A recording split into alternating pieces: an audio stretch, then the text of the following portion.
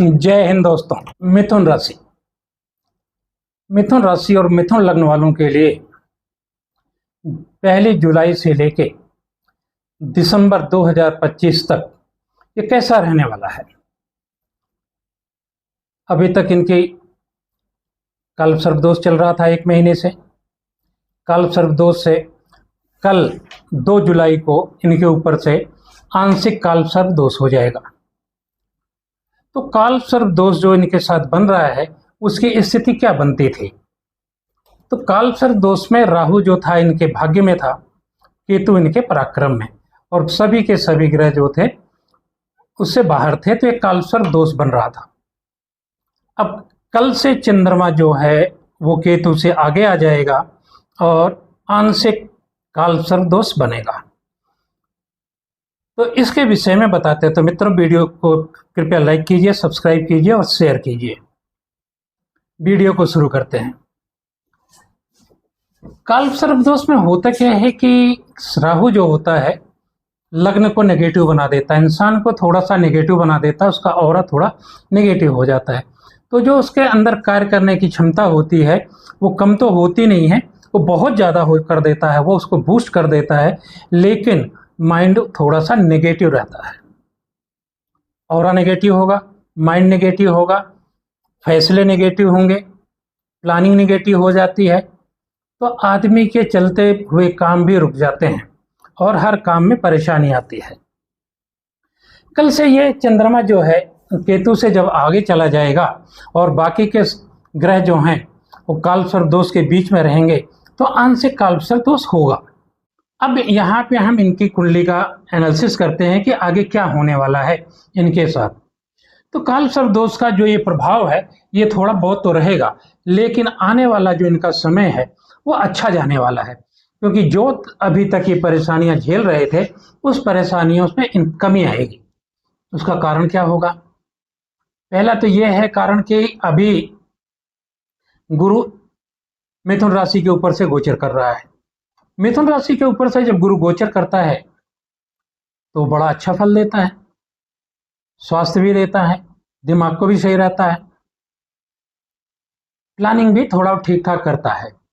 फिर वो आपके बुद्धि को बढ़ाएगा, आपके व्यापार को बढ़ाएगा, आपके भाग्य को बढ़ाएगा, आपके धन को भी बढ़ाता है, संतान सुख भी बढ़ाता है, आपकी इच्छा पूर्ति भी करता है। अब दूसरा बड़ा ग्रह जो होता है शनि को लेना पड़ता है। शनि जो है इनके कर्म के भाव में बैठा हुआ है, गुरु की राशि में है, और गुरु से जो शनि बैठा हुआ है वो कर्म के भाव में है। तो काल पुरुष की कुंडली में शनि ही कर्म फलदाता होता है, कर्म का स्वामी होता है। तो अब इनका जो कैरियर में परेशानी आ रही थी, जो व्यापार में परेशानी आ रही थी, वो परेशानियां दूर होंगी। तीसरा बड़ा ग्रह आता है राहु और केतु। तो राहु जब भाग्य में बैठता है और केतु तीसरे भाव में बैठता है तो यहाँ पे कोई बहुत अच्छा फल नहीं करते हैं, क्योंकि भाग्य जो होता है धर्म का स्थान है, उसमें अशुभ ग्रह राहु बैठा हुआ हो तो भाग्य को कम करता है। अब भाग्य को कम करता है, इस कारण से इनका कालसर्प दोष जो था बहुत बलवान है, अभी भी बलवान है, लेकिन थोड़ा सा इन्हें उसमें थोड़ा थोड़ा धीरे धीरे कमी आएगी और इनको थोड़ा फायदा होगा। अब आगे क्या होगा?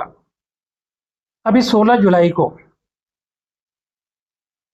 शनि बक्रिय हो जाएगा।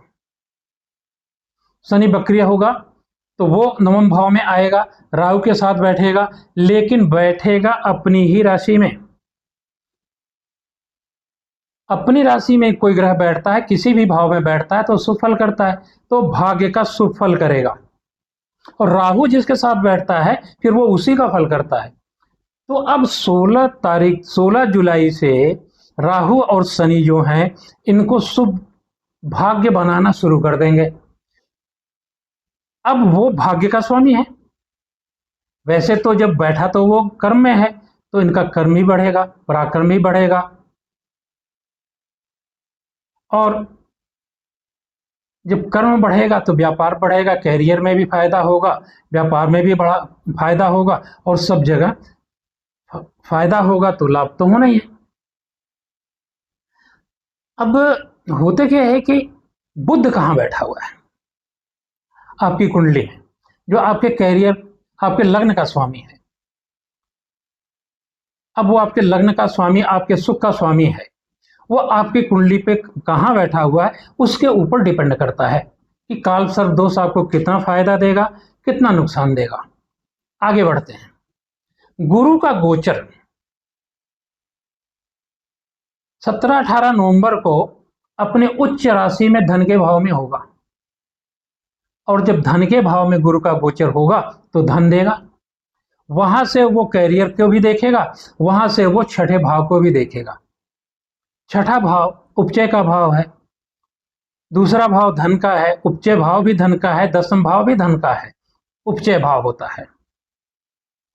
तो जब गुरु का गोचर अपना उच्च का हो जाएगा और उसके बाद शनि का भी गोचर 1-2 दिन पहले मार्गी होके आपके कर्म भाव में आ जाएगा, तो शनि पर भी दृष्टि होगी, और शनि पर भी दृष्टि होगी तो जो थोड़े बहुत शनि के प्रभाव हैं वो खत्म कर देगा। तो उसके बाद आपका जो कैरियर है पूरा दिसंबर तक बहुत ही उत्तम रहने वाला है। लेकिन मित्रों, आपको ये सलाह दी जाती है कि आप अपने काल सर्प दोष का निवारण कराएं। ये देखें कि आपकी कुंडली में आपका बुध किस राशि में बैठा हुआ है, उसका राशि का स्वामी कहाँ है, आपकी दशा क्या चल रही है और दशा का एक्सिस क्या चल रहा है, उसके ऊपर सारी कुंडली आपकी डिपेंड करती है। जहां तक रही कि काल सर्प दोष की बात, अब वो काल सर्प दोष आंशिक रूप से लगेगा, तो अब उतना उसका इफेक्ट आपके लाइफ पर, आपके जीवन पर, आपके कैरियर पर नहीं पड़ने वाला। तो मित्रों, वीडियो अच्छा लगा है तो कृपया लाइक कीजिए, सब्सक्राइब कीजिए, शेयर कीजिए। बहुत बहुत धन्यवाद।